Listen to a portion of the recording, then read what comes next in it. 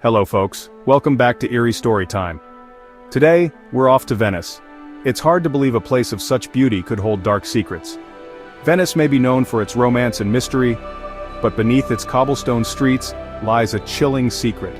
Vampires buried with bricks in their jaws to keep them from rising again. The Vampires of Venice aren't just stories. They're an eerie blend of history, plague, and chilling legend. You know the drill. Let's take a peek into the shadows and you can decide for yourselves if you want to believe. Venice, a city built on water. But for some it feels like it's built on secrets, dark, murky secrets. The canals aren't just water, they are veins, pumping with centuries of history, and sometimes something else, something sinister. The air here is thick, heavy. You can almost taste the past, the grandeur, yes, but also the fear, the sorrow. Every crumbling palazzo, every dark alleyway, they all hold stories. Stories that don't want to be disturbed. This is ground zero for unexplained phenomena. The city itself feels like a gateway. Imagine Venice in the 16th and 17th centuries, the Black Death, a relentless invisible killer. Plague swept through these narrow streets, through these canals, leaving devastation in its wake. Thousands died. Fear was a constant companion, a suffocating presence. Nobody understood what caused it. They only saw the horrifying results. In times of such extreme crisis, people search for answers, desperate to understand what is happening, for anything to make sense of the chaos. Science couldn't explain it then. So they turned to the supernatural, to folklore, to dark beliefs. They needed a scapegoat. Something or someone to blame for the unending tide of death and misfortune. This is where the vampire legend truly takes root. Desperation breeds dark thoughts. The symptoms of the plague were horrific. Sometimes blood would even be visible around the mouths of the dead. It was a haunting sight that served as a catalyst for a fear that would become unimaginable. What were these Venetian vampires like? Forget the capes and fangs of the romanticized characters from Hollywood. These were far more primal, more terrifying. They were the restless dead, the plague-ridden corpses, believed to stir in their mass graves not with intent, but with a grotesque, lingering unlife, an abomination against nature. Their very existence was a curse. The primary trait was their supposed eating, but not of the living, at least not at first. They were said to chew on their own burial shrouds. This act, this unholy mastication, was believed to magically draw the life force from the still living relatives, or even spread the plague further. A slow, agonizing drain. The sounds of this chewing was said to have been muffled but quite audible from beneath the earth. It must have haunted people's nightmares. These entities weren't seen as cunning predators. They were more like biological horrors, bloated and discolored, their bodies still in the throes of decomposition. Faced with such an insidious, terrifying threat, what could people do? They were desperate.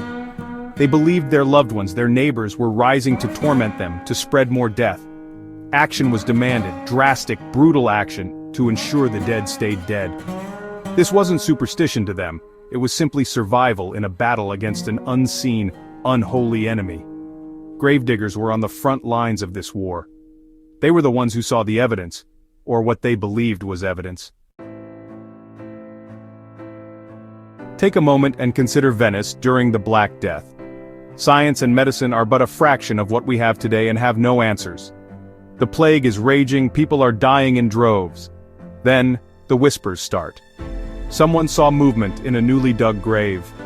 Someone else heard gnawing sounds from the burial pit.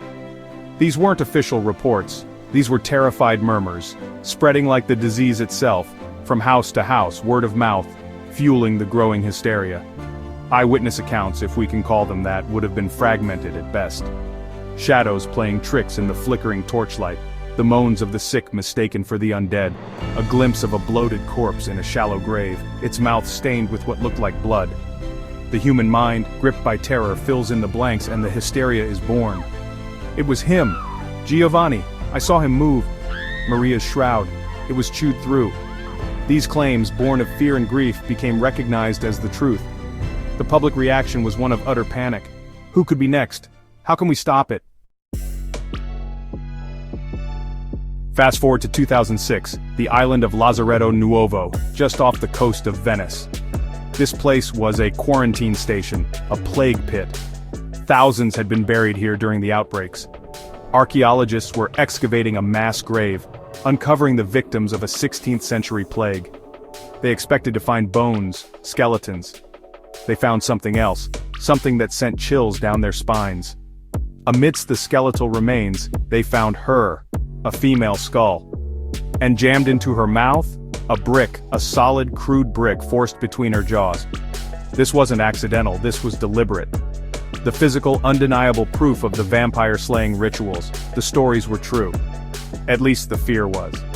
Matteo Barini, the forensic archaeologist who made the discovery, knew immediately what he was looking at. In an effort to prevent loved ones from returning as vampires, burial rites would often include a new practice. Bricks were shoved into the opened mouths of the deceased. The idea was if the dead's mouths were unable to close, then they could not bite or chew, thus preventing the dead from furthering the spread.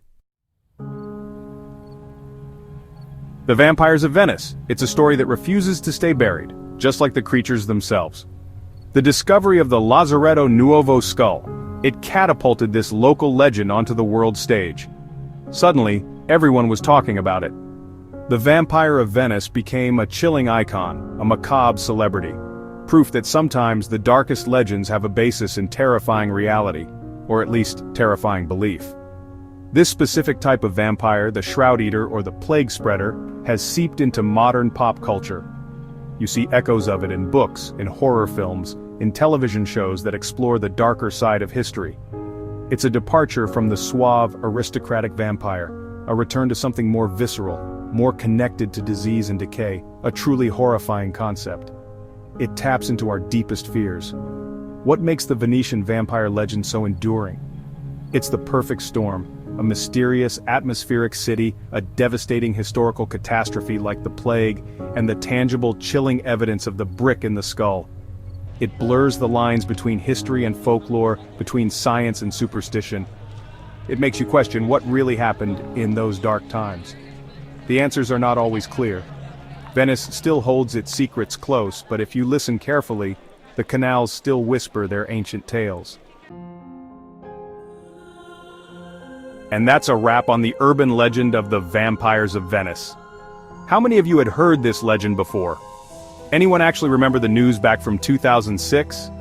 It's easy to look back and question why people reacted the way they did during the Black Plague. In fact, someone out there has probably made a video making light of the people of the time. But again, science and technology today are vastly superior to what was around in those times. Medicines were essentially non-existent. I, for one, cannot imagine what it would have been like living in that time period, much less surviving it. Thank you all for joining me on another delve into the dark shadows of folklore. Let me know your thoughts down in the comments. Please like and subscribe for more eerie stories. Until next time.